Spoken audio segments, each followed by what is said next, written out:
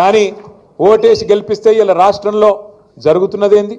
ఒకనాడు మన నినాదం తెలంగాణ ఉద్యమంలో నీళ్లు నిధులు నియామకాలు, నీళ్లు నిధులు నియామకాలు. ఇలా రేవంత్ రెడ్డి ప్రభుత్వం వచ్చినాక ఏమైపోయింది? ఆ నినాదం మారిపోయింది.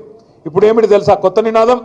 బీఆర్ఎస్ మీద నిందలు, బిల్డర్లతో కాంట్రాక్టర్లతో దందాలు, రాహుల్ గాంధీకి చందాలు. నిందలు దందాలు చందాలు, నీళ్లు నిధులు నియామకాలు లేదు, నిందలు దందాలు చందాలు. తెల్లారి లేస్తే ఎవరిని దోసుకోవాలా, ఎవరిని ఎట్లా బెదిరించాలా, ఎవరిని తోలు వలిచి పైసలు వసూలు చేయాలా, ఎట్లా ఢిల్లీకి డబ్బులు పంపాలా.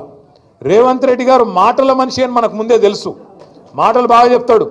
ఎలక్షన్ల ముందు చాలా చెప్పిండు మాటలు, మీకు యాదుకుండాల. మాటల మనిషి అనుకున్నాం ఆనాడు, కానీ మూటల మనిషి అని ఇప్పుడు తెలుస్తా ఉన్నది. అప్పుడు చంద్రబాబు నాయుడు మూటలు మోసిండు, యాదుకుండాల మీకు. ఓ నల్ల బ్యాగులు దొరికిండు కదా, యాదుకుందా? ఇప్పుడు ఏమో ఢిల్లీకి మూటలు మోస్తున్నాడు. తేడా ఏమీ లేదు, మాటల మనిషి మూటల మనిషి అయిపోయినాడు.